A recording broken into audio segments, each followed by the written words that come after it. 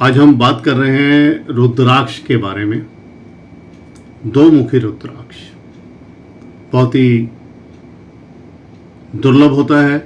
दो मुखी यानी दो धाराएं होती हैं। जैसे ये रुद्राक्ष है, एक लाइन, दो लाइन, तीन लाइन, 5 लाइनें होती हैं। तो आपको वहाँ पे आपको नज़र आएंगी ओनली 1 और 2, 2 लाइनें नज़र आनी है। तो इसको हम बोलेंगे दो मुखी रुद्राक्ष। इसको बोलते हैं शिव पार्वती का स्वरूप होता है। चंद्रमा किसी का पीड़ित है तो उसके लिए होता है। अर्धनारीश्वर भगवान को प्रसन्न करने के लिए ये धारण करा जाता है, अपने पास रखा जाता है। शक्ति देता है, सुख समृद्धि देता है और चंद्रमा का प्रतीक होने के कारण मन की शक्ति को मजबूती देता है। मन आपका चलायमान है, कमज़ोर है, डर लगता है और डिसीजन नहीं ले पा रहे, या आपकी कुंडली में चंद्रमा नीच राशि के हैं, 8 नंबर यानी वृश्चिक में बैठे हैं, या नीच के साथ अस्त भी हैं, अष्टम में, छठे में, 12वें हाउस में बैठे हैं, नीच दृष्टि है, तो ये सारी चीज़ें आपके कॉन्फिडेंस में एकदम डाउन कर देंगी। आपको डर लगेगा, इंटरव्यू में फेल, नॉलेज बहुत है, इंटरव्यू 0। इसका कारण यही हो जाता है। तो उसके लिए वैसे तो कुंडली का विश्लेषण करना चाहिए, लेकिन अगर नहीं हो पा रहा तो आप ये दो मुखी रुद्राक्ष धारण कर सकते हैं। चेतना और आत्मा के बीच का जो एक सामंजस्य है, यानी जो एक दोनों की कॉम्पेटिबिलिटी बनाने में ये बहुत अच्छा फल देता है। अब क्या फ़ायदे होंगे पहले ये बताऊंगा आपको, और कुछ और बातें, ज़रूरी बातें आपको बताएंगे कैसे धारण करें। भूत प्रेत का डर लगता है, कई बार अंधेरे में जाना आपको डर लगने लगता है। पति पत्नी के बीच में प्रेम संबंध बहुत थोड़े हो गए हैं, प्रेम में वृद्धि करेगा ये। शारीरिक आपसे कॉम्पेटिबिलिटी नहीं है पति पत्नी के बीच में, चंद्रमा वीक है दोनों में से किसी का, तो ये पहनने से आपके अंदर कॉन्फिडेंस आएगा और दाम्पत्य सुख भी बनेगा, शांति भी मिलेगी, रिश्तों में गर्माहट होगी, यानी एनर्जी का आदान प्रदान होगा।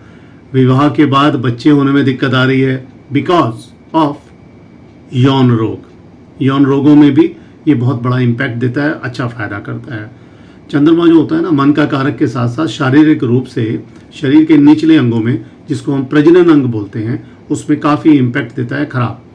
तो उसके कारण विवाह भी रुक जाता है, मोटापा होता जा रहा है किसी का, समझ ही नहीं आ रहा, उसमें कंट्रोल करता है। कॉन्फिडेंस कम है, संतान नहीं हो रही, बांझपन हो गया, इम्पोटेंसी होता है ना जैसे, तो वो भी चंद्रमा के कारण ही होता है। तो आप लोग बार बार टेस्ट करा रहे हैं, ये कर रहे हैं, देखिएगा चंद्रमा अगर दूषित है, प्रताड़ित है, तो उसका उपाय कर लें। और ये बीच में ही आपको मैं बता देता हूँ कि अंत में मेरा व्हाट्सएप नंबर आ रहा है और क्वालिफाइड एस्ट्रोलॉजर हूँ। आप चाहेंगे तो हमसे व्हाट्सएप पर संपर्क कर सकते हैं। कुंडली का पूर्ण विश्लेषण के साथ आपको उपाय भी बताएंगे। चंद्रमा के अशुभ प्रभाव हैं आपके ऊपर, नीच का है, उसके साथ और भी है, क्रूर ग्रहों के साथ बैठा है, दूषित हो गया, चंद्र ग्रहण योग बन गया, चंद्रमा के साथ शुक्र बैठ गया, चंद्रमा के साथ मंगल बैठ गया, बहुत खराब योग बन जाते हैं, उनको पावर देगा। अस्त का है, नीच का है, उसको बलि करेगा।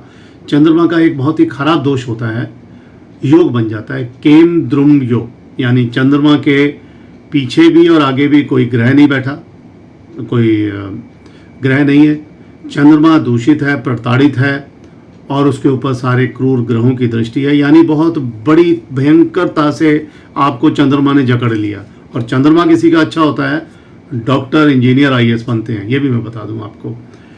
चंद्रमा की कल्पना करने का काम है, उस कल्पना को ये प्रैक्टिकल बनाता है। कैसे धारण करें बताने की चेष्टा करता हूँ। सोमवार इनका दिन होता है, प्रातःकाल नहा धो के स्नान करके ये जो आपका रुद्राक्ष है इसको गंगा जल से पवित्र करिए और शिव मंदिर पहले जाइएगा। आप शिव मंदिर में चंदन का लेप लगाइए, अपने यहाँ पे माथे पे भी लगा के आइएगा। उसके बाद घर में बैठिए, शिव पार्वती की मूर्ति रखिए और उसके सामने बैठ के शिव चालीसा का पाठ करें। उसके बाद इसको धारण कर सकते हैं। क्या फ़ायदा होगा? शादी, कामयाबी, जॉब, विवाह, संतान, ये सारी बातें आप संकल्प लें, प्रभु मैं ये धारण कर रहा हूँ और मेरे को ये कमियां हैं, दूर करें। रोहिणी, हस्त, श्रवण, ये नक्षत्र चंद्रमा के हैं, इनके लोग भी पहन सकते हैं और कर्क राशि के व्यक्ति पहन सकते हैं। जिनका चंद्रमा उच्च का है वो भी धारण कर सकते हैं।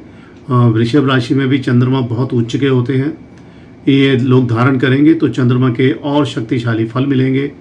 राहु और केतु का ग्रहण लग रहा है तो भी आप इसको धारण करो। कर्क में अगर कोई दिक्कत आ रही है, उनके साथ राहु बैठ गए चंद्रमा के साथ तो भी दिक्कत है। इसकी 2 प्राकृतिक रेखाएं मैंने बता दिया, ये नेचुरल होता है, दोनों प्राकृतिक रेखाएं हो, ओरिजिनल होना चाहिए। ओम एंग हिंग सोमाय नमः ये एक मंत्र होता है, इसका 11 बार जाप कर लेना और धारण कर लेना। चैनल को सब्सक्राइब करो, ये मैंने इनिशियली नहीं बोलता, बाद में बोलता हूँ। अगर आप रियली हमसे प्यार करते हैं तो चैनल को ज़रूर सब्सक्राइब करेंगे। धन्यवाद।